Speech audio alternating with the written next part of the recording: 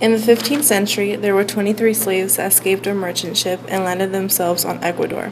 These slaves ended up fighting with the natives of Ecuador, which then awoke the devil because of all the battle cries. The devil was so annoyed that he disguised himself as a prince and exterminated them all. He later on fell in love with a black woman and had several children, which included Tunda. Being the devil's daughter had many obstacles, which for her not being able to bear children. Due to this curse, she turned to luring kids who aren't baptized or disobedient as her own, and also unfaithful men. She would lure them in by shape-shifting into a motherly figure or beautiful woman, and use her bad odors and manipulate them. She would then feed them seafood, which was blessed with her bad odors, thus making them hers forever. Paula was just an ordinary girl who lived with her loving mother, believing that her father died. She had no father figure in her life. Little did she know that her father was watching her all along. Later on down the road, as she grew up, she got married to a man that she grew deeply in love with. As the marriage grew, they decided to try and have a family together. Yet they came to realize that she could not bear children. This caused the husband to become distant and cold. One day, as she was walking home from work, she came across a man with a dark aura. You're Paula, aren't you? Yeah, how do you know?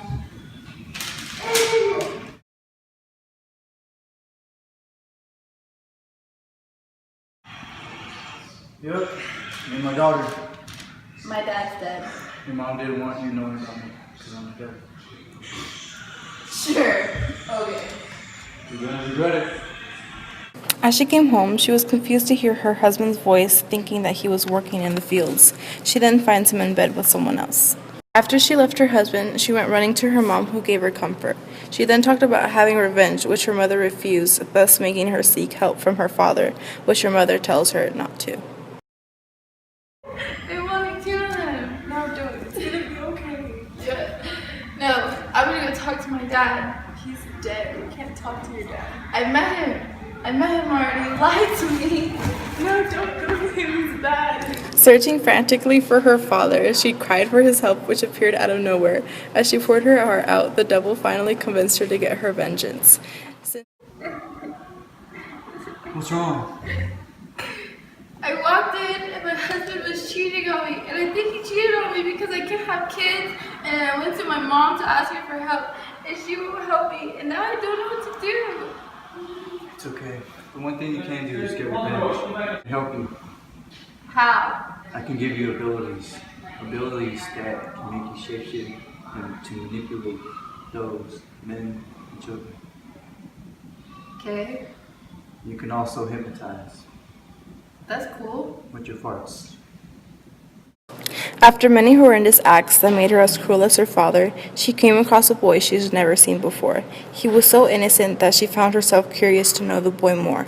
As she watched him, she discovered that he was an orphan and was as desperate for a family as she was.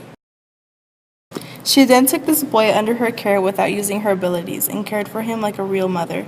As time flew by, her and the child became inseparable, which made her feel she was scared and happy. Her father began to realize this and became very furious. He talked to Tunda and told her about her ungrateful and idiotic acts. He later told her that she must kill the boy or he will. You're such an ungrateful daughter.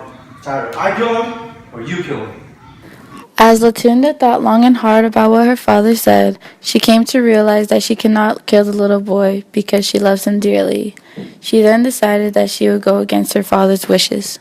I won't kill him. You're an ungrateful daughter. I don't know why I gave you the abilities in the first place. But take him back. I don't want him. You're a disgrace. I hereby disown you as my daughter and take those abilities back.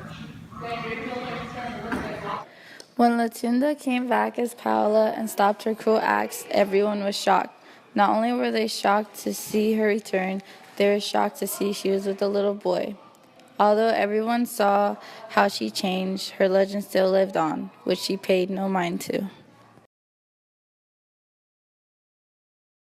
What the God? Hey, no, you ain't gonna do all that. Yep. You're my daughter. My dad's dead. You recording? Oh, smile. I want to buy two.